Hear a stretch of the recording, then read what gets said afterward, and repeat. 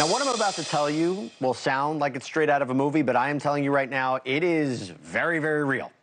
An 83-year-old man, along with the help of his 55-year-old accomplice, his old prison buddy, allegedly wearing wigs and fake beards to disguise their appearance, showing their weapons, handguns, to force a J.P. Morgan Chase bank teller to hand over nearly $7,000 in cash.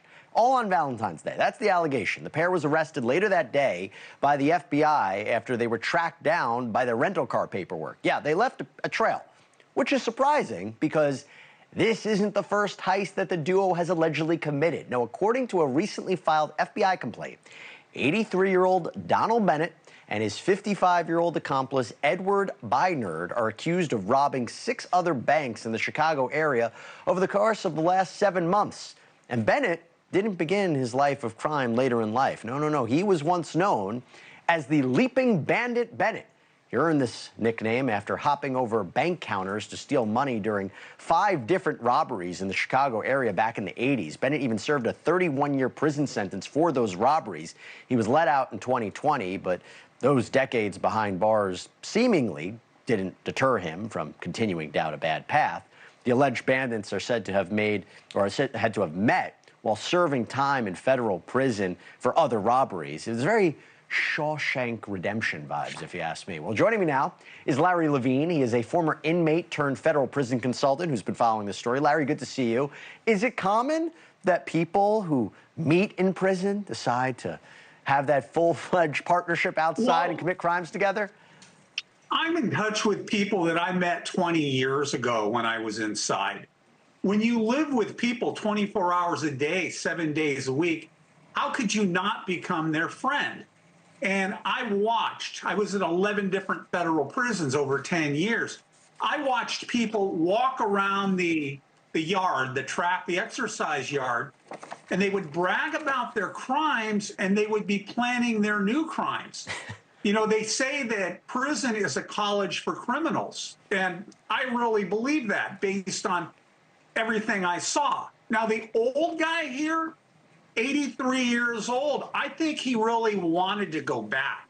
He's institutionalized. He didn't want to be out on the street, and he just screwed his buddy because felon in possession of a firearm, a public safety factor, multiple robberies, he just gave his friend 20 or 25 years potentially, maybe more. Yeah. You know, people in prison are very clever, but apparently these idiots, as most people do, they did not plan their crime. Well, I'm trying to remember the name of the character in the Shawshank Redemption, the old man who actually wanted to go back to prison after serving almost his life there. I forgot his name. It'll hit me. But anyway, you mentioned the 83-year-old. If we could pull this up, this is number 2. The Chicago Tribune had this article from 1989 where a Chicago detective, Mike Cummings, he stated that Donald Bennett told an officer that if he gets out, he would do it again. He said, a police officer said to him, "You'll probably be in your 60s or 70s when you get out of prison the next time. What will you do? Jump counters again, but it probably won't be as easy." Apparently did it, or allegedly did it. You know what? More power to him, but he's going to die inside. They call that escape by death. I mean, I met people, I had 2 cellmates. And one of them had Adolf Hitler, I kid you not, tattooed on the back of his head.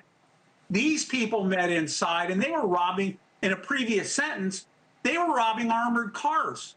I knew people that were robbing the ATM, people that come out and service the machines, people they met inside. And a lot of people get jammed up in drug charges because they meet new suppliers they wouldn't have normally met who can give them coke, meth, heroin, whatever it may be. So this is not surprising to me and probably anyone else who's spent any time in custody. This is perfectly normal. But 80s, you would think at that time, you get out, you're like, that's it. But I mean, I hear what you're saying. But Jesse, this guy could not hack it out on the street. It's obvious. When you're inside, I mean, they wanted to release me 6 months early, and I said, no, I'm not leaving, I'm staying, and I'm going to screw you people right to the last minute. That's a whole other story. Yeah. I was kind of complacent. This guy, he couldn't hack it on the outside. He already said he was going back. He had 3 meals a day, a place to sleep, medical care, Everything was provided. I mean, some people, that's the life they want to live. It's the life they know. It's the life they know. And I mean, this story really hit me. Thank you for watching. Go to newsnationnow.com to find NewsNation on your cable provider. And don't forget to click the red subscribe button below to get more of NewsNation's fact-driven, unbiased coverage.